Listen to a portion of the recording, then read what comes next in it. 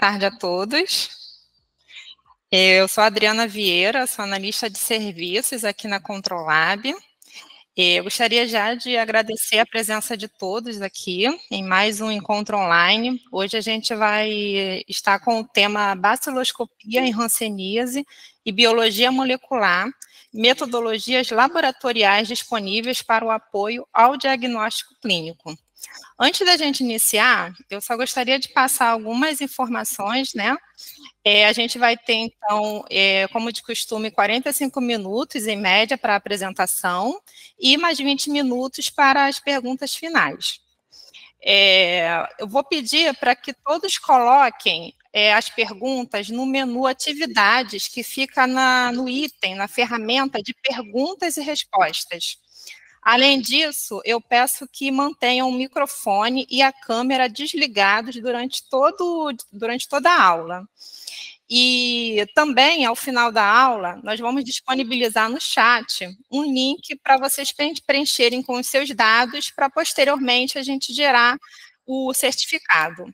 E nesse link, a gente também vai disponibilizar a pesquisa de satisfação. Então, fiquem atentos, porque os dados não devem ser preenchidos no chat, tá? Por favor, preencham no link que a gente vai disponibilizar no finalzinho da aula, tudo bem? E eu gostaria de contar com a participação de todos para que preencham a pesquisa de satisfação, porque é sempre muito importante para a gente saber a opinião, o olhar de vocês em relação aos nossos encontros, ok? Então, agora a gente vai dar início à nossa aula de hoje. Eu passo a palavra aos nossos convidados, o doutor Jorge Everton Salles e a doutora Cíntia Ferreira. O doutor Jorge Everton, ele é graduado em farmácia pela Universidade Federal do Pará, e ele é farmacêutico bioquímico da Secretaria Estadual de Saúde do Amazonas e da Fundação Hospitalar Alfredo da Mata. E a doutora Cíntia Ferreira é graduada em farmácia pela Universidade Federal do Amazonas e a farmacêutica bioquímica da Fundação Alfredo da Mata, onde atua como pesquisadora. Doutor Jorge Everton, doutora Cíntia, fiquem à vontade para iniciar a apresentação.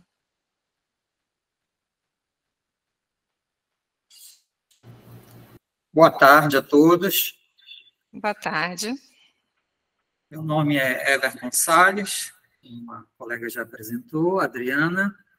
Eu tenho mestrado em Ciências Aplicadas à Dermatologia, atuo no trabalho com as micobacterioses atípicas, tuberculose cutânea e hanseníase. Nós trabalhamos numa fundação que é referência em dermatologia, é referência nacional em hanseníase, e também em infecções sexualmente transmissíveis. Também trabalhamos com câncer de pele, né, dermatologia geral, dermatologia tropical, enfim. É uma fundação muito procurada, nós temos residência, nós temos mestrado na área de dermatologia, e estamos à disposição de todos no Brasil, né, costumamos receber aqui profissionais de todas as regiões do Brasil e do exterior também, da América Latina, pois nós somos colaboradores da Organização Mundial da Saúde. Então, o nosso tema hoje é a hanseníase, né? Vou compartilhar aqui com vocês. A baciloscopia, claro, né, que nós temos que fazer uma introdução, né, para contextualizar, né, todo o processo. Então, assim, o profissional, né, ele de laboratório, ele não pode simplesmente, né, só realizar o procedimento, ele tem que ter o conhecimento, né, do agravo da doença, né, para que ele saiba, em algumas situações, né, interpretar o que ele está encontrando.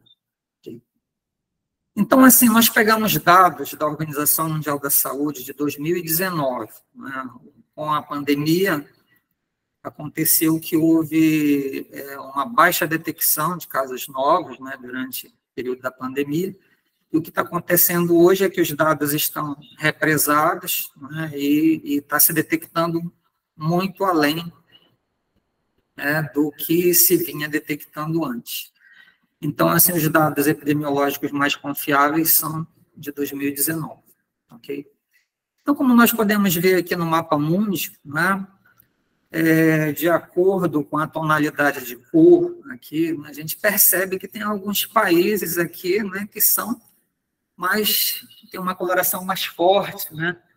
E dentre eles, claro, né, liderando a Índia, né, o Brasil em segundo e a Indonésia. Né? Dá para a gente perceber também que a hanseníase, ela fica nas regiões mais tropicais, né, e nos países subdesenvolvidos. Né? A gente percebe aqui que há uma coloração maior. Então, o Brasil, ele disputa a liderança mundial com a Índia. Né? Então, nós temos aí, né, na questão epidemiológica, né, da hanseníase, nós temos uma posição de destaque. Quando nós não somos o primeiro, nós somos o segundo. Mas a gente não ouve muito falar em hanseníase, né? Só quem realmente trabalha na área, né? Principalmente o pessoal de laboratório privado. Né? E pouquíssimos laboratórios no Brasil realizam esse procedimento. Né? Eu arrisco até dizer que dos mais de 5.000 municípios brasileiros, acredito que nós não tenhamos 500 laboratórios fazendo baciloscopia no Brasil. O Alexandre, que é consultor técnico do Ministério da Saúde, está aí nos assistindo, né? Depois ele pode fazer algum comentário aí no final a respeito. Bom, então dá para perceber aqui que só esses 3 países, né, incluindo o Brasil, tem uma taxa de detecção de casos novos acima de 10.000 por ano. Tá? Então, para vocês terem uma ideia, nas Américas, ninguém chega perto do Brasil. Né? Nas Américas foram detectadas 29.935 casos, né? E destes, 27.863 estão no Brasil. Né? Então, é praticamente mais de 90% dos casos aí estão no Brasil. Bom, falando, né, em taxa de detecção de casos novos, né, por 100.000 habitantes, são os últimos dados do boletim epidemiológico de 2023, né, ele trabalha com os dados de 2021, ele mostra que o estado do Mato Grosso, né, está liderando, né, com 58,76 casos novos por 100.000 habitantes, seguido pelo estado de Tocantins, né, que tem 47, a média, 47,97 casos novos por 100.000 habitantes. E a capital Palmas, né, liderando aí, né, entre todas as capitais, né, dá para ver aqui no gráfico que eles estão bem isolados, tendo aí uma taxa de detecção de 79,78 casos novos por 100.000 habitantes. Tá? Bom, nós estamos aqui no Amazonas, nós estamos comparando aqui, né, os colegas, nós estamos numa situação confortável. Depois vocês podem olhar a apresentação com mais calma, a gente vai deixar disponível aí para a Adriana, né, pode compartilhar a aula com vocês. Bom, mas quem é o agente causador, né, da hanseníase? É o Mycobacterium leprae. Ele, assim, né, com o Mycobacterium tuberculosis, ele tem afinidade pelos pulmões, né, mas você vai encontrar Mycobacterium leprae, a tuberculose óssea, você vai encontrar tuberculose meningoencefálica, né, tuberculose ganglionar, né. Mas a hanseníase, né, o Mycobacterium leprae, ele tem um alvo, né, e o alvo dele são as células de Schwann, ou Schwann, que a gente vai abordar mais adiante. O Mycobacterium leprae ele foi evidenciado pela primeira vez em 1873 por um norueguês, que tinha o sobrenome Hansen, daí o nome hanseníase. Lembrando que lepra leprosy, né, continua, no exterior, continuam chamando lepra de lepra. Né? No Brasil, tem uma lei que não permite que a gente chame lepra, né, que nós utilizemos, né, a denominação hanseníase. Então, jamais a gente pode se referir ao paciente está com lepra, o paciente é leproso. Nós temos que usar o termo hanseníase. Isso é lei. Ok? Bom, e esse bacilo, né, ele tem a parede celular, como todas as micobactérias, rica em lipídios, né? Dentre eles, a gente conhece muito bem o ácido micólico, né, que é responsável por fixar a toxina e não descorar com um álcool ácido. Caso ácido clorídrico, alguns usam ácido sulfúrico. E essa é a característica principal, né, daí a denominação de bacilos álcool ácido resistentes. Mas nós vamos encontrar também vários antígenos, né, na parede celular do Mycobacterium leprae, e dentre eles o mais importante hoje é o glicolipídio fenólico 1. Né? É um antígeno que ele é exclusivo do Mycobacterium leprae e que ele faz com que o indivíduo tenha uma resposta humoral, né, que é a produção de anticorpos, que são detectados num teste rápido que o Ministério da Saúde já está distribuindo em todo o Brasil, né, já está sendo utilizado, para o acompanhamento de contatos. E esse será um tema aí que o Alexandre Casemiro, consultor técnico do Ministério da Saúde, vai abordar, né, numa outra oportunidade aqui nesse canal da Controlab. Bom, então como é que a gente encontra esses bacilos nos esfregaços? Tem uma característica também que é específica, que é a formação de globias. Essas globias, geralmente, elas são circulares, né? São aglomeradas de bacilos que nós encontramos nos esfregaços. E eles se mantêm unidos, né, pela produção de uma proteína chamada GLE. Nós vamos encontrar os bacilos, né, digamos que o status dele, né? Nós vamos encontrar bacilos com a parede celular totalmente íntegra, sem falhas.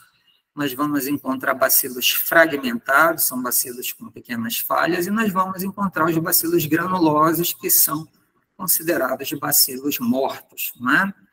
E são esses bacilos granulosos mortos que vão, após o tratamento, que é um tratamento de 12 meses, quando o paciente é multibacilar, o paciente vai carregar ainda esses bacilos granulosos por alguns anos, né? Alguns pacientes carregando até por 5 anos. E esses bacilos granulosos, eles podem acarretar uma reação imunológica tardia. Nós não vamos abordar esse assunto aqui, é um assunto mais aprofundado, isso dá um capítulo, né? Então, é tratado com corticoides, com talidomida, enfim. Então, o paciente com hanseníase, ele pode não apenas sofrer com as consequências da perda de sensibilidade, que a gente vai falar daqui a pouco, mas também ele pode ter reações imunológicas que são fortíssimas. Né? Bom, quanto ao genoma do Mycobacterium leprae, né, tem um estudo que ele demonstra, né, que o Mycobacterium tuberculose e o lepra, ele descendem do mesmo ancestral genético. E quando comparado o genoma dos dois, dá para perceber que o Mycobacterium leprae, ele teve uma evolução redutiva, ou seja, ele perdeu aproximadamente mais de 2.000 genes.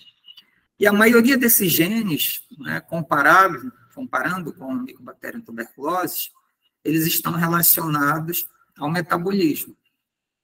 Então, daí, né, o Mycobacterium leprae, ele ser digamos que um primo deficiente do tuberculose, ele não cresce em meios artificiais, ele é um parasita intracelular obrigatório, né?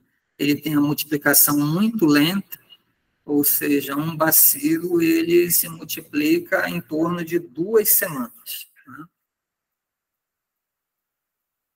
Bom, então, como nós não temos meio de cultura, a única forma de você ter o bacilo vivo para estudo é através da inoculação em coxim plantar de pata de camundongos, né? Quem tem a expertise no Brasil é o Instituto Lauro de Souza Lima, em Bauru, lá em São Paulo. Eles trabalham com algumas espécies modificadas, né, geneticamente, algumas linhagens de camundongo modificadas geneticamente, especificamente para esse tipo de estudo. Bom, e a transmissão da hanseníase? Nós sabemos que 90% da população mundial vai entrar em contato com o bacilo e não vai desenvolver a doença. Okay? E, né, 10% sim vão adoecer. Bom, já existem estudos que demonstram, né, que alguns indivíduos, né, que têm determinados polimorfismos genéticos têm uma suscetibilidade genética, né, para desenvolver a hanseníase. Isso já vem sendo comprovado através de estudos, claro que faltam aí mais trabalhos para sacramentar. Bom, o paciente também, né, uma vez suscetível, ele sempre vai ser suscetível à hanseníase. Então, ele pode, sim, ser reinfectado, né? Fazer o tratamento de 12 meses, se curar da hanseníase, mas ele pode novamente receber o bacilo e desenvolver a doença. Isso já foi demonstrado através deste estudo aqui, que foi o projeto MDTU também, que foi realizado aqui na Fundação Alfredo Damar, e dentre 3 casos, né, que se suspeitava de recidiva, né, resistência, né, confirmou-se que a cepa anterior, né, não era a mesma posterior. Então, foi confirmado através do sequenciamento genético que não se tratava do mesmo bacilo. E aí, é a primeira vez que se confirmaram, né, geneticamente, uma reinfecção. Bom, as células de Schwann, né, nós já falamos do bacilo, agora vamos falar do indivíduo, né? Então, as fibras nervosas, né, elas partem dos troncos nervosos, né, e aí nós vamos chegar lá no tecido onde nós vamos ter os filetes nervosos. Então, os bacilos, eles procuram sempre as áreas mais frias do corpo, né? Então, no caso, a pele, né, a parte mais superficial, que fica em torno aí de 30 graus Celsius. E eles vão procurar os filetes nervosos que estão lá na derme. Aqui a gente pode evidenciar aqui, no corte histológico, através da coloração aqui de Fitt-Farrar, a presença do Mycobacterium leprae. Bom, e aí, como ele atinge, né, o sistema nervoso periférico, nós vamos ter aí várias manifestações, né, desde a perda de sensibilidade, que começa pela sensibilidade térmica, né? Então, assim, o pessoal da fisioterapia, o pessoal da enfermagem, né, que são, geralmente, na atenção primária de saúde, são responsáveis por fazer a avaliação neurológica simplificada do paciente. Então, eles vão fazer a palpação de nervos, eles vão fazer teste de sensibilidade térmica, teste de sensibilidade tátil, né? Eles vão avaliar a força muscular, eles vão ver se tem atrofia, enfim, perda de sensibilidade na região dos olhos, na região córnea, né?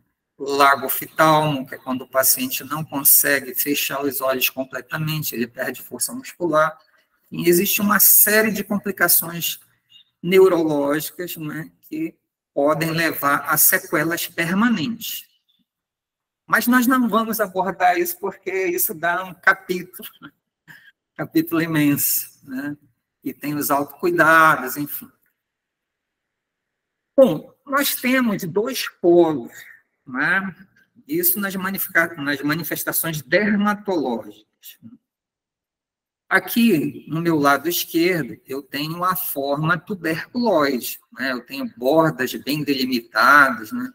Aqui, a gente pode dizer que há um controle, né, pela resposta celular do indivíduo, uma contenção dos bacilos, e geralmente a baciloscopia é negativa na forma tuberculoide. Já no outro polo, o polo vichoviano, eu tenho ausência de resposta celular, né? Então, a doença ela fica mais disseminada. O paciente ele vai ter infiltrações cutâneas e ele vai ter também a presença de rancenomas e nódulos na pele. Tá? E esses rancenomas, eles são riquíssimos em bacilos. Se fazer um esfregaço de um rancenoma, você vai ter 5, 6 cruzes. E nós temos aqui, né, a forma que seria a forma indeterminada, né, digamos que é uma forma inicial, né, e a partir dessa forma indeterminada, o paciente ele pode migrar, se não for diagnosticado e tratado ainda, que aí sim ele vai para a forma bichoviana ou para a forma tuberculose. E nós temos ainda, aqui no centro, uma forma intermediária, que nós chamamos de morfa ou borderline. Existem outras formas clínicas aqui intermediárias, a de morfa bichoviana também, que sempre tem baciloscopia positiva, assim como a forma de bichoviana, né? A forma de morfa ela pode ser positiva ou negativa. Aí nós temos uma outra forma, que é a forma de morfa tuberculoide, seria aqui uma forma intermediária, né? Sempre negativa, e a forma tuberculoide, que a baciloscopia também é sempre negativa. Então, aqui nós temos, na forma, né, nas formas multibacilares, de vichoviana e de morfa vichoviana, nós temos na derme, né, a presença de uma carga bacilar bem alta. Tá? Ela fica a uma distância, né, considerando aqui a camada córnea da epiderme, entre 2 a 3 milímetros de profundidade, né, lá na pele é que nós vamos encontrar os bacilos. Então, a gente vai ver lá na frente que essa coleta ela é feita, né, com bisturi. Bom, e aqui nós temos um infiltrado difuso de macrófagos, né, que na dermatopatologia nós chamamos de histiócitos, né? Eles chamam de histiócitos vacuolizados, né, com presença de bacilos. Então, um laudo histopatológico é isso que vocês vão encontrar descrito. Bom, aí nós temos aqui uma infinidade de marcadores biológicos que são usados, né, quer dizer, que eram, no caso do teste cutâneo, que mensurava a resposta imune celular, que era o teste de Mitsuda. Hoje em dia ninguém produz mais esse antígeno no Brasil, ele é semelhante ao PPD para avaliar a resposta celular. O teste sorológico, né, que numa outra oportunidade o Alexandre vai apresentar para vocês, e as metodologias de biologia molecular que a Cíntia vai falar daqui a pouco. Bom, todas essas formas clínicas que eu falei para vocês, né, a hanseníase ela tem tratamento, né, quando a baciloscopia é negativa ou quando o paciente tem menos de 4 lesões, menos de 5 lesões, ele é tratado, né, com um esquema paucibacilar. O esquema paucibacilar, ele é um tratamento de 6 meses, com rifampicina, clorfazimina e dapsona. Tratamento multibacilar, ele tem, né, um período mais longo, que é de 12 meses, desculpa. Bom, aí nós vamos entrar na baciloscopia. A Cíntia está controlando aqui meu tempo, eu estou ficando nervoso. Vamos lá. Então, a baciloscopia, né, ela tem uma historinha, né, que eu não vou contar agora, mas, assim, o primeiro guia, né, que circulou nacionalmente, né, que teve uma circulação nacional, foi o guia, né, traduzido aí do alemão para o português pela doutora Ana Teresa Orsi, a irmã Martina, que era uma freira, e o doutor Sinésio Talhari, que algumas pessoas que conhecem hanseníase, né, já ouviram falar do doutor Sinésio Talhari.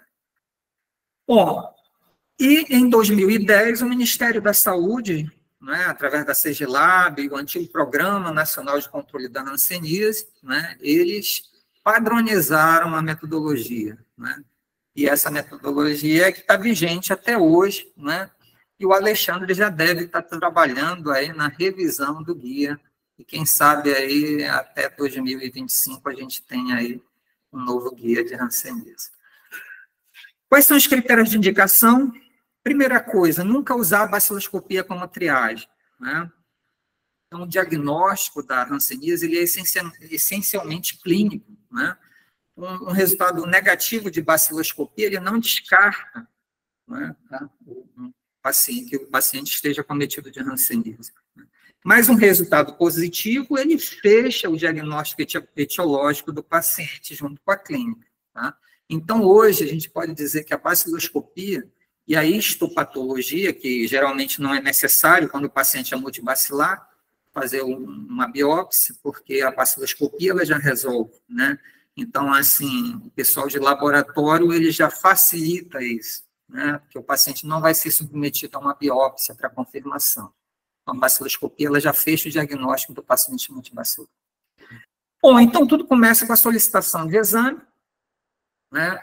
O médico, ele vai definir os locais que ele quer, né, que sejam coletados, e aí tem todo um material aqui, né, um aparato que você tem que usar para a coleta desse material. Nós temos que ter a pinça de Kelly. Se não tiver aqui a pinça, nós podemos fazer a isquemia, né, com os dedos. Né? Nós temos a lâmina de bisturi número 15, o cabo de bisturi, lâminas, enfim, outras, né, materiais aqui necessários. Então, definida a sequência de esfregaços, né, lá na solicitação de exame, eu tenho que obedecer estritamente, não é, a minha sequência da solicitação médica. Então, a sequência dos esfregaços, a partir da extremidade fosca, né, é a sequência que o médico solicitou. Então, nas placas e nas manchas, nós vamos coletar sempre da borda interna da lesão. Dos rancenomas, eu vou coletar do centro da lesão. Ok? Bom, aqui lembrando mais uma vez, nas camadas aqui da pele, nós temos aqui a camada córnea, mais externa, nós temos a epiderme, nós temos aqui a camada basal, né? E o bisturi, ele tem que atravessar tudo isso para chegar aqui na derme, né? Que você tem que introduzir entre 2 a 3 milímetros de profundidade, né? E quando você chegar a essa profundidade, você faz uma sequência de raspagens, né? De, no mínimo, 4 raspagens. Você tem que trazer o quê? Células, você tem que trazer os estiócitos lá da derme, né? Que eles, como eu mostrei para vocês lá naquele corte histológico, né? Eles têm eles fagocitam o bacilo, né? E eles não digerem. Então, eles se multiplicam dentro do próprio macrófago. Então, você faz a sequência dos esfregaços, né? É importante que, entre uma coleta e outra, você faça a limpeza do bisturi, né? Com algodão, com álcool a 70. Porque, diferentemente da tuberculose, que você lança apenas um resultado, na baciloscopia, nós temos 4 resultados, né? Então, estes esfregaços, eles têm que secar a temperatura ambiente. Você terminou a coleta, você tem que deixar a lâmina em superfície plana, né? E aí, sim, depois de 15 a 20 minutos, que você vai fazer a fixação pelo calor.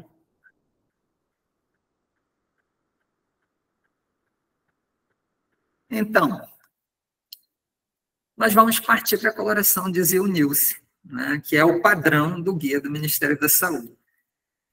Bom, as diferenças da coloração de Ziehl-Neelsen tradicional, que você já conhece, é que o álcool ácido ele é 1%. E o Ziehl-Neelsen, ele também é 1%. Ok? Então, se vocês forem trabalhar com kits comerciais, procurem ver a composição, né, da coloração de Ziehl-Neelsen. Tá? E aí vocês vão ter, né, lá, vocês vão verificar se ele é 1%, se ele é 0,85%, enfim. Trabalhem sempre com 1%. E o álcool ácido, logicamente, que vocês não vão poder usar do kit comercial, vocês têm que fazer a preparação do seu álcool ácido, né, 1%. A diferença também principal é que ele é a frio, né? Você não vai usar o calor para emissão de vapores, tá? Então, isso você não usa na hanseníase, tá? Você não faz aquecimento da afoxina. Então, você cobre, né, toda a lâmina, como vocês já sabem, né, com a fluoxina de Zilnilson, né, só que aqui são 20 minutos, né, retira o excesso, faz a descoloração com álcool ácido a 1%, depois cobre com azul de metileno e, finalmente, né, retira o excesso e deixa secar em temperatura ambiente.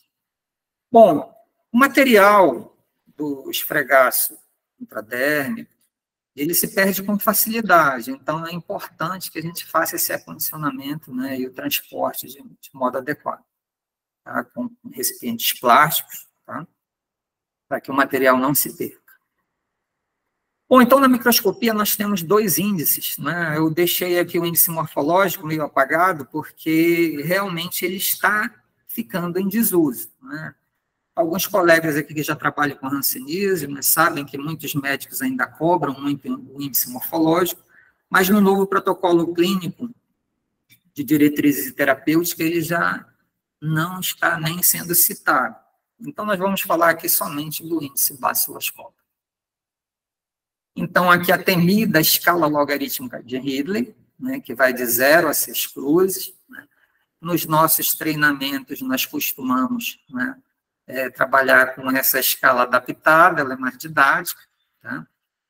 Então, em que consiste o índice baciloscópico?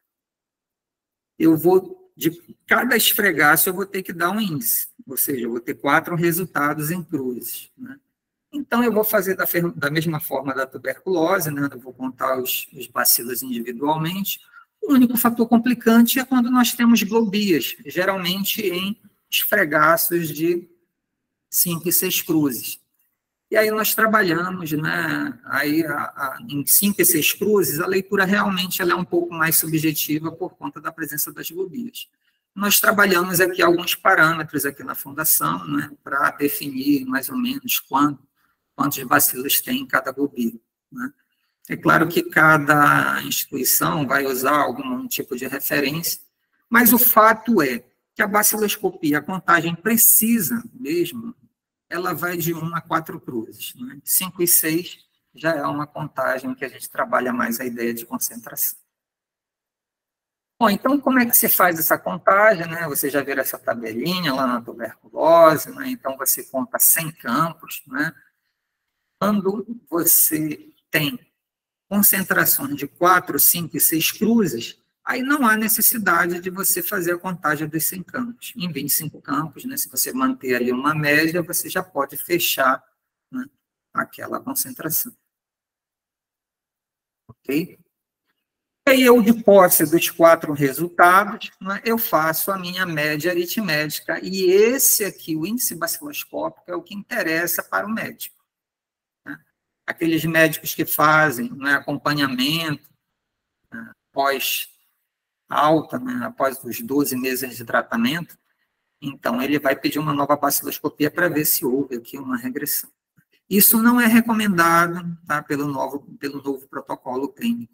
Então, na verdade, né, segundo o protocolo clínico, hoje, adotado pelo Ministério da Saúde, que foi lançado agora em janeiro, a gente só tem o exame de baciloscopia durante o processo de diagnóstico do paciente. Okay?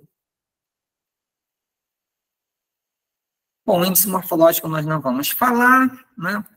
E agora, para encerrar, né, eu vou falar um pouquinho aqui da nossa parceria com a Controlab, né, a Fundação Alfredo da Mata, desde 2015. Né, a gente vem uma parceria onde a Fundação Alfredo da Mata fornece as lâminas de hanseníase para o controle externo de qualidade. Hoje, no Brasil, 70 laboratórios, né, participam desse controle externo de qualidade, eles estão lendo as lâminas da Fundação Alfredo da Mata, né, digitalizadas na plataforma da Controlab. A maioria desses laboratórios está lá na região sudeste, né, onde elas deveriam estar, né, nos estados mais endêmicos, né, Mato Grosso, Tocantins, né, os estados da região norte, alguns do nordeste. Então, assim, estou sentindo aí a falta do pessoal. E também nós só temos aqui 4 laboratórios centrais, né, participantes. Então, a gente tem que aumentar esse número. Todos os laboratórios centrais do Brasil, né, têm que participar do controle externo de qualidade da hanseníase. Hoje, não sei, alguém pode me corrigir, né, mas até pouco tempo é o único ensaio de proficiência de baciloscopia em hanseníase, né, de controle externo de qualidade no Brasil. No exterior, nós temos aí um laboratório participante, né, na Bolívia. Bom, então a participação desde 2015, né, ela vem aumentando, né, então, como eu falei para vocês, nós já estamos em 70 participantes, né. Mas um fruto dessa parceria, né, foi a implementação de um curso, né, com microscopia digitalizada para capacitação apenas da leitura microscópica, né. Então, a gente já vem aí, claro que devido a uma demanda do Ministério da Saúde, né, em 2 projetos grandes, né, financiados pelo Ministério da Saúde, né, nós conseguimos treinar praticamente todos os estados da região norte, né, e 2 estados da região nordeste. Na região norte, foi um projeto coordenado pela doutora Valderiza Pedrosa, né, e no norte, né? E no Nordeste, um projeto aí coordenado pelo doutor Maurício Nobre, onde nós trabalhamos lá, a Paraíba e o Rio Grande do Norte. Então, aqui na região norte, nós tivemos Rondônia, né, em 2021, Roraima, em 2022, nós treinamos o pessoal de Tocantins, sempre trabalhando com a coordenação estadual, né, e com o LACEN daquele estado. Nós trabalhamos também com o pessoal do Amapá, né, e aí a Paraíba, né. Foram cursos semipresenciais, né, as turmas presenciais, e quando o Alexandre não estava presente, né, no caso no Nordeste, eu estive presente nos 2, trabalhando com a plataforma, né, para fazer a leitura das lâminas e o lançamento dos resultados. Aqui no Rio Grande do Norte.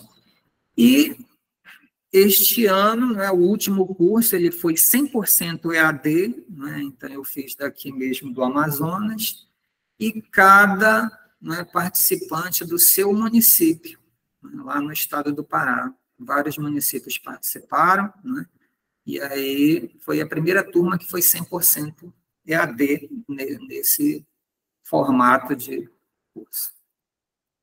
Aqui os nossos parceiros, né, a Carmelita, que era a coordenadora nacional, né, da CGDE, né, Coordenação Geral de Endemias, a Valderiza, que foi a coordenadora do projeto para a região norte, o doutor Maurício Nobre, coordenador do projeto para o Nordeste, Alexandre Casimiro, que está presente aí, nos bastidores. Bom, era isso que eu tinha para falar, e a Cíntia agora vai assumir. No final, a gente conversa novamente. Bom, boa tarde a todos. O doutor Everton terminou a apresentação dele, vou tentar não demorar muito durante a minha, pelo adiantado da hora, mas o convite foi para falar um pouco sobre as técnicas de biologia molecular utilizadas no diagnóstico da hanseníase. Eu sou farmacêutica bioquímica da Fundação Alfredo da Mata e trabalho no laboratório de biologia molecular, onde a gente desenvolve algumas técnicas aqui para auxiliar o diagnóstico. Então, assim, de uma forma geral, a biologia molecular está presente, né, na rotina de muitos laboratórios, com diferentes tipos de aplicação, desde o diagnóstico de doenças infecciosas até a identificação de alterações genéticas, é muito útil na oncologia, e em outras aplicações que são das mais variadas. Relembrando, para quem não é muito familiarizado com a técnica principal de biologia molecular, que é a reação em cadeia da polimerase, né, durante a pandemia do Covid, a gente ficou muito habituado a ouvir falar da PCR para o Covid. Então, o que é a PCR? Nada mais é do que uma reação onde a gente amplifica um determinado fragmento de DNA em um número exponencial, no final a gente vai ter bilhões de cópias daquele DNA-alvo. Então, isso serve para quê? Para que eu identifique aquela molécula. Então, quando eu estou falando de um agente patológico, eu consigo amplificar aquele sinal para detectar dentro de uma amostra.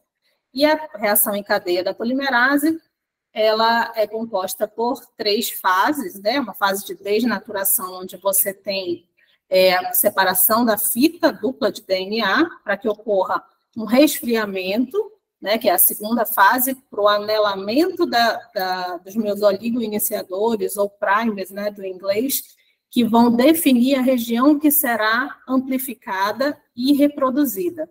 E a última etapa, que é a etapa onde você tem novamente um leve aquecimento para que ocorra o anelamento da enzima, TAC polimerase, e a extensão da cadeia. Esse ciclo, com essas 3 etapas, ele vai ser repetido um número que pode variar entre 30 a 40 vezes, gerando, então, esse produto final, de uma forma geral, na reação em cadeia da polimerase tradicional. Esse resultado ele é visualizado em um gel de agarose ou de outro material, poliacrilamida, onde você vê o produto, que são as bandas de DNA formadas, a gente consegue ver aqui várias bandinhas, que são comparadas a um marcador de peso molecular, para a identificação, primeiro, de uma banda única, né, um produto único, mostrando que aquela reação funcionou, e que tem o tamanho correto, que foi pré-desenhado antes de o ensaio ser padronizado.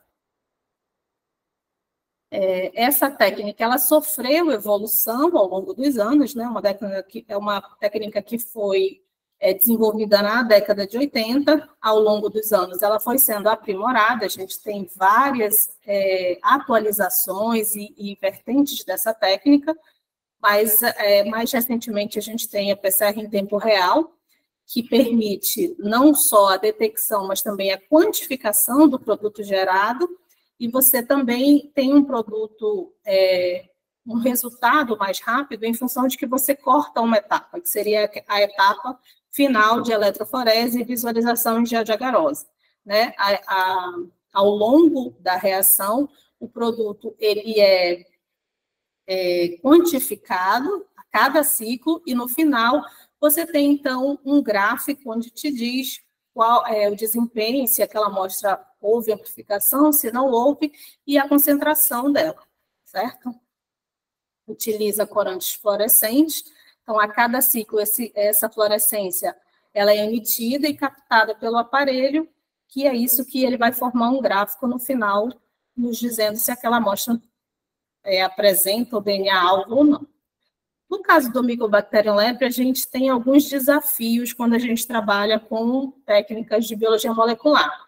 O Dr. Everton já comentou anteriormente que ele não é possível a gente ter um cultivo, né, do Mycobacterium leprae em meios artificiais, a gente só consegue fazer isso em animais, em vivo, como a gente chama, né, e esses ensaios, por ele ter um crescimento lento, ele demora muito para se reproduzir, o que dificultam os ensaios, né, o que dificultam a identificação e todos os trabalhos que vêm a partir disso. Além disso, é uma doença que tem uma imunologia, que tem uma patogenia muito complexa, né? O diagnóstico clínico e epidemiológico é o principal. Como nós não temos um teste laboratorial padrão ouro, como o Everton comentou, a presença do bacilo, ele confirma a infecção, mas a sua ausência não descarta a doença, e a dificuldade de a gente diferenciar recidivas de reinfecção.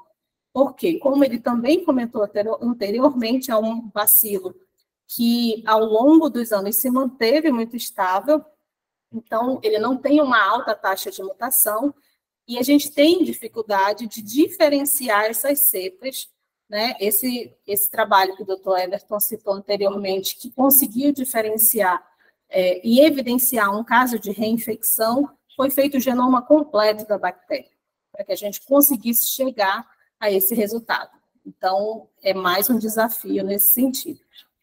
Mas a a PCR ela tem se mostrado, sim, muito útil, né, no dia a dia da hanseníase. A gente tem um trabalho aqui publicado pela equipe do Dr. Senésio Tagliari, doutora Carolina Tagliari, em parceria com o nosso saudoso Dr. Milton, da Fiocruz, onde ele trata exatamente isso, a utilização das técnicas baseadas em PCR para o diagnóstico da hanseníase. Então, aqui a gente são várias as utilizações que podem, vários os usos, né, que a gente pode ter para essa técnica.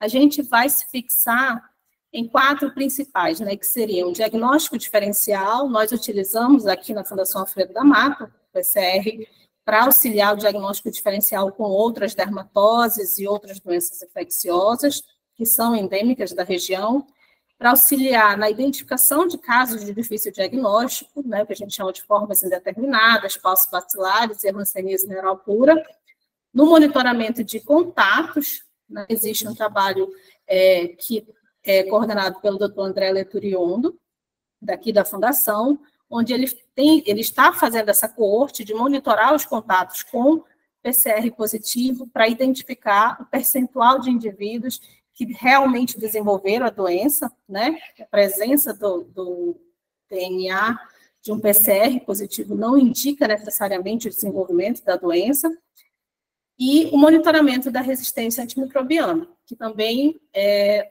uma técnica que a gente utiliza aqui na Fundação Alfredo da Mata, baseada em biologia molecular, com amplificação de regiões alvas, que a gente vai falar mais à frente.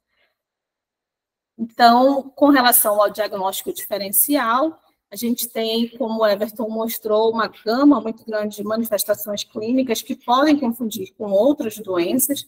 Então, nesse cenário, a detecção do Mycobacterium leprae por PCR, ela pode ajudar, né, no diagnóstico clínico. Inclusive, tem um trabalho publicado pela equipe do Dr. Milton Osório, onde eles conseguiram identificar, eles avaliaram um grupo de pacientes que foram classificados como outras dermatoses, e onde houve a detecção do DNA do Mycobacterium leprae, e esse paciente, após um período de 10 anos, desenvolveu a doença. Então, aquele PCR positivo lá atrás, ele representava um diagnóstico precoce, né? Agora, a gente tem que ter muito cuidado com o diagnóstico baseado apenas na presença do micro-organismo, porque, dependendo da resposta imunológica daquele paciente, ele pode ou não vir a desenvolver a doença. Uma outra indicação seria, como a gente comentou, para auxiliar nos casos de difícil diagnóstico, as formas neurais, né, que são formas onde você tem uma baciloscopia negativa. Você tem alterações, mas você não tem a presença do bacilo, e aí isso pode ser um confundidor. Então, a PCR, nesses casos, em alguns desses casos, é possível a gente ter a detecção do bacilo por ela ter uma sensibilidade muito maior do que é observada pelo exame da baciloscopia. Então, pode auxiliar no diagnóstico daquela doença. E no caso das formas neural pura, nós inclusive já tivemos aqui no laboratório a identificação de bacilos em amostras de biópsia de nervo, que ajuda, então, a fechar o diagnóstico.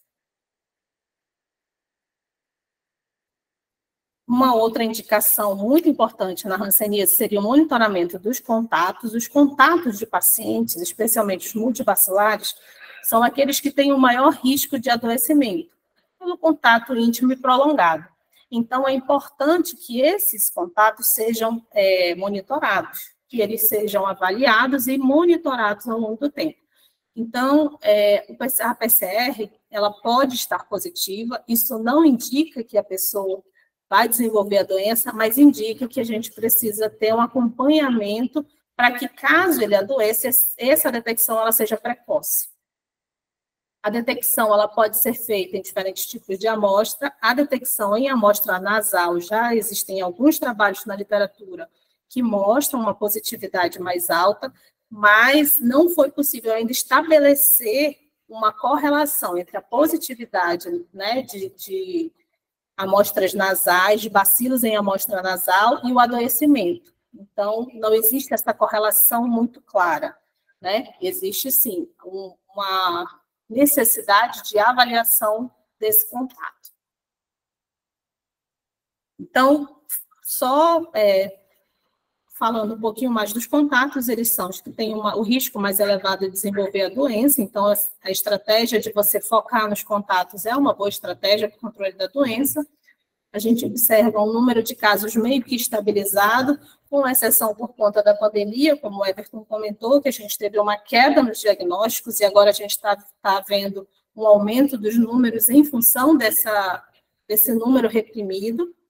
Então, esse monitoramento dos contatos, ele permite uma detecção precoce e com uma clínica mais branda, né, um menor índice bacilar.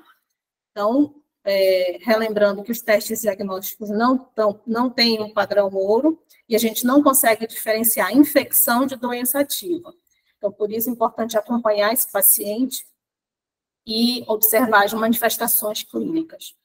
E o diagnóstico tardio, ele não é interessante devido ao maior potencial de incapacidade que aquele indivíduo pode estar sujeito e mantém a transmissão ativa da doença. A técnica possui limitações como outra qualquer. Então, a técnica de PCR, a gente pode chamar atenção para algumas limitações. Como eu falei anteriormente, um PCR positivo em contato, ele tem sido pouco associado com o desenvolvimento da doença, mas é um parceiro para a identificação das pessoas que têm maior risco. Escolha do alvo correto, existem diferentes alvos utilizados para que seja feita a detecção do Mycobacterium leprae. O R-Lep, que é o alvo mais utilizado, né, no meio, ele pode apresentar uma baixa especificidade, então o ideal é que ele seja combinado com outros alvos e que se tenha um controle de qualidade dessa reação. A baixa especificidade do R-Lep não fortalece, existem estudos que detectaram a bactéria no solo e na água, então, assim, a gente precisa confirmar esses resultados com outros tipos de alvos também, que seriam interessantes, né, para confirmação. E a biópsia de pele ainda é a amostra que tem maior indicação para a identificação do bacilo.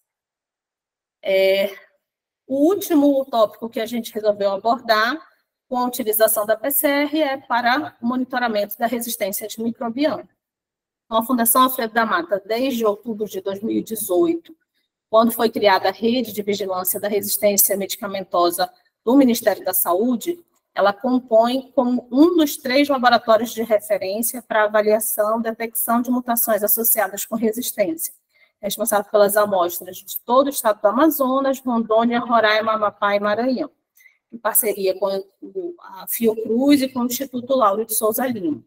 A Fundação faz esse trabalho há muito mais tempo, desde 2012, ou talvez um pouquinho antes, como projeto de pesquisa, e depois isso foi incorporado à rotina de atendimento da Fundação. Então, em que consiste esse monitoramento da resistência? A gente tem a variação de 3 genes que estão associados com os antibióticos que compõem a poliquimioterapia, o RPOB ligado à rifampicina, o gene que está relacionado à rifampicina, o FOLP1, o gene relacionado à dapsona, e a girase alfloxacina. Então, a gente faz uma avaliação dessa região do DNA da bactéria para buscar possíveis mutações nessa região específica, não é o gene inteiro, existe um pedaço do gene que é avaliado, tá? E aí, quando ocorre a detecção de uma alteração da base nessas posições, a gente diz que aquela bactéria ela tem um perfil de resistência, e aí o paciente precisa ser acompanhado, precisa ter a troca do esquema terapêutico para que ele alcance a cura. Então, essa rede nacional, né, que foi montada desde 2018, houve uma primeira publicação em 2021, que foi pela Elaine Andrade, né? E o que a gente pôde ver nesses 2 primeiros anos da rede foi que a gente teve uma baixa frequência de cepas resistentes, né? Foi detectado 1,4% de cepas resistentes à poliquimioterapia, na maioria ao fármaco dapsona, que foi o mais utilizado no início da terapia.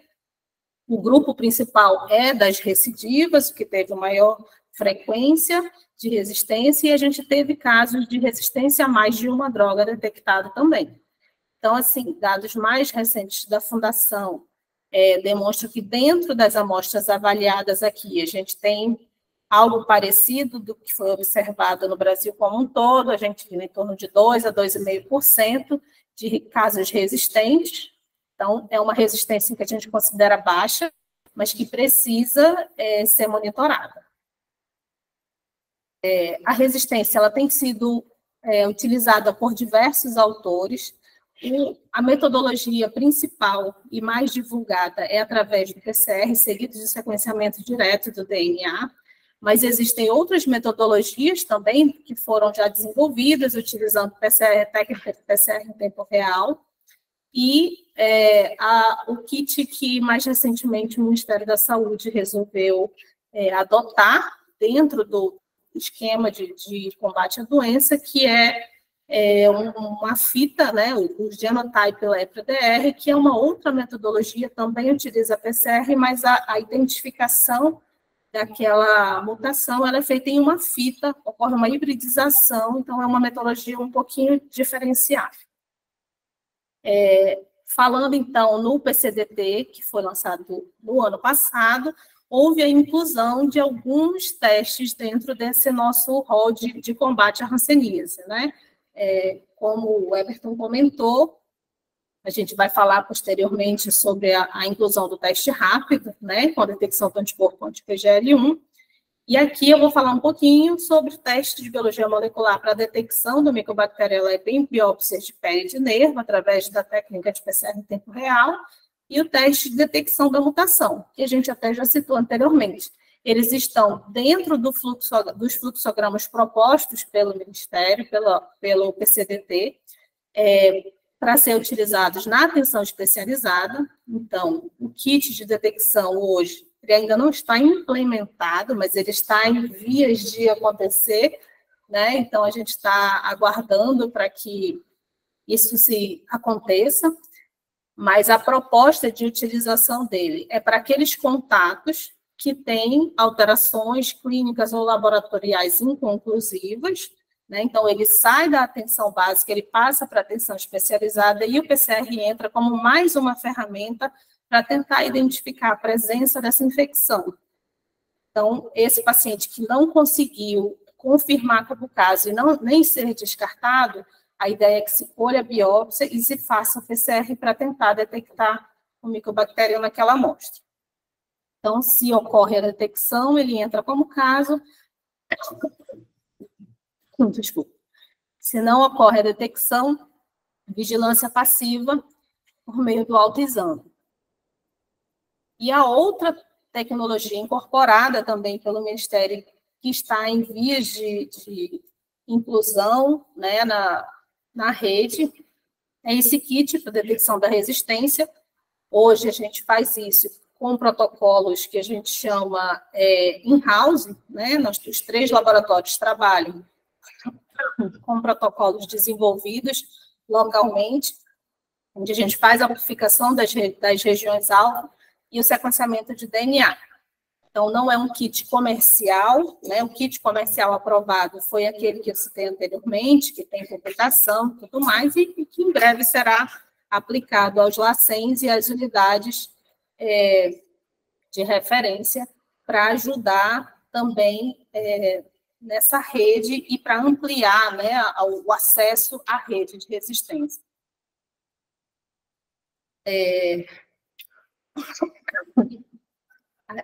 Só citando aqui, o kit, são essas fitinhas, onde a gente faz uma hibridização, faz a reação de PCR, depois a gente hibridiza, com essas fitas, onde você tem sondas aqui marcadas e você identifica a presença ou não de mutações associadas com resistência. Essas inclusões de novas tecnologias, elas permitem, né, a ideia é que elas permitam um diagnóstico precoce. É sempre importante a gente estar atualizando o rol de tecnologias disponíveis para o diagnóstico de uma doença. No caso da hanseníase, para que a gente tenha o bem-estar do paciente, né, visto que é uma doença que tem um estigma tão alto e é tão complexa, tão difícil de se lidar. Eu queria agradecer a todos vocês, tudo que a gente faz aqui, tudo que a gente fala, a gente nunca está sozinho, a gente nunca faz nada sozinho, então tudo que eu apresentei para vocês só foi possível porque a gente tem uma grande equipe por trás. Então, aqui estão algumas dessas pessoas que trabalham com a gente no laboratório, são parceiros de outras instituições. E, bom, era isso que a gente tinha para falar. Deixo aqui o meu contato, caso alguém tenha interesse em fazer alguma pergunta ou entrar em contato para tirar alguma dúvida. Agradeço a atenção. Muito obrigada. Muito obrigada, doutora Cíntia, doutor Everton, foi muito bom. Acho que foi proveitoso para todos, espero que tenha sido. A gente tem aqui algumas perguntas para fazer, a gente está com um tempo um pouquinho curto para as perguntas, mas eu vou fazer algumas e as demais que a gente não conseguir fazer hoje, nós vamos responder e deixar disponível no site junto com a gravação da aula, ok? Antes de fazer as perguntas, eu só gostaria de reforçar que o link para vocês preencherem com os seus dados e também responderem à pesquisa de satisfação já está no chat. Então, eu peço, por favor, para vocês atentarem a preencher os seus dados e também responder à pesquisa, porque é muito bom para a gente ter o olhar de vocês, tá bom? Então, vamos rapidamente aqui para as perguntas. Doutor Everton, por que não podemos aquecer a fucsina? A P.A. Damasceno perguntou. Tudo por conta do índice morfológico que eu falei para vocês, né? Então, assim, quando existia, não é, essa necessidade, aqui na Fundação nós ainda trabalhamos com índice morfológico, ele ficou restrito, não é, aos centros de referência. Então, a atenção primária, os laboratórios da rede, eles só precisam, né, pela padronização do Ministério, fazer só o índice baciloscópico, que é a contagem, né, e a definição do índice baciloscópico. E quando há necessidade, né, se o médico pede o índice morfológico, aí a rede tem que mandar essa lâmina para um centro de referência. Então, assim, quando você vai observar digamos que a uniformidade da parede celular, né, você tem que garantir que aquele material, né, ele não foi submetido a um calor extremo, entendeu? Então, assim, esse calor excessivo, ele pode fragmentar a parede celular do bacilo, e aí você não ter um resultado fidedigno, né? Mas agora, como o índice morfológico está em extinção, né, a gente, de repente... não precise mais. Mas está comprovado já que não há necessidade. Tá? Os bacilos eles ficam muito bem corados, né? E na tuberculose você tem ali um excesso de muco, né? Então tem todo um monte de coisa interferindo ali na coloração.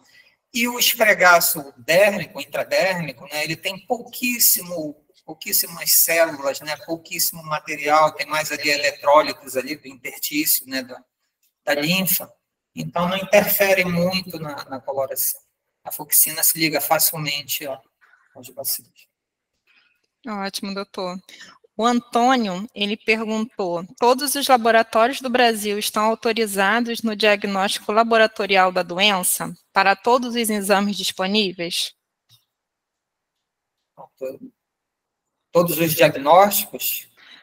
Isso, todos os laboratórios do Brasil estão autorizados para o diagnóstico, no diagnóstico laboratorial da doença, para todos os exames disponíveis? Olha, quem vai definir essa distribuição, né, dos kits, da parte, principalmente da biologia molecular, é o Ministério da Saúde, né? Então, geralmente, vai ficar a cargo dos LACENs ou dos centros de referência nos estados, né? A baciloscopia ela é universal, né? É um exame fácil de ser realizado, né? Barato, entendeu? Não existe interferência. É claro que, né, você tem que fazer um treinamento adequado porque você vai trabalhar com bisturi, né? Então, você precisa realmente de um treinamento, de uma semana em um centro de referência para realmente fazer o procedimento do raspado intradérmico com segurança, né, e não causar nenhum acidente ao paciente. Ok. O Cristiano está perguntando quais as possíveis interferências encontradas utilizando descorante comercial. Então, aí a gente volta mais uma vez para a questão, né, do índice morfológico, né? Então, o bacilo da hanseníase, ele é mais delicado, né? Você precisa ali trabalhar com as soluções próprias mesmo, né, para que você não altere, né, a estrutura ali da parede celular. Ok. O Antônio também perguntou quais tipos de amostras biológicas podem ser usadas no PCR em tempo real. Sim. Bom, com relação ao tipo de amostra, vai depender do tipo de caso, né? Mas a gente tem vários tipos de amostras que podem ser utilizadas. A mais indicada é a biópsia de pele, né? Feita de uma lesão que tenha uma baciloscopia positiva ou que tenha uma área de sensibilidade alterada, algo do tipo. Mas a gente também pode fazer PCR do raspado, né? Da linfa, no caso. E, em alguns casos, existem relatos de detecção em amostras de sangue, mas a gente não indica, né, esse tipo de amostra para PCR. O que a gente costuma trabalhar é a biópsia e o raspado. Certo, doutora Cíntia. O Flávio, ele está perguntando, o raspado intradérmico usado na baciloscopia pode ser usado também na PCR? Sim, pode ser usado. A gente tem alguns casos onde você tem pacientes que não têm nenhuma lesão e tem a suspeita da doença, que a gente faz o raspado nas regiões onde é feita a baciloscopia, inclusive aproveita ali a gente costuma fazer a coleta em álcool 70, né, no epedorfezinho, e aí faz a extração de DNA a partir dessa amostra de raspado. Então, pode ser utilizada. A mesma técnica, mesma forma que você coleta para fazer a lâmina, você pode escolher para fazer o PCR. Agora, sim, é importante dizer que esse PCR, a partir da amostra de raspado, ele tem uma sensibilidade mais baixa do que o que a gente observa em amostras de biópsia. Muito bom. A gente tem aqui mais algumas perguntas, eu vou fazer só mais uma para a gente encerrar, e aí as demais a gente responde posteriormente, tudo bem?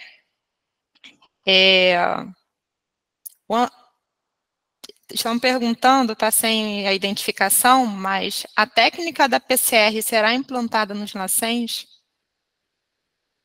Sim, a previsão é que a técnica de PCR seja implementada nos LACENS e também disponibilizada para as unidades dos centros de atenção especializada.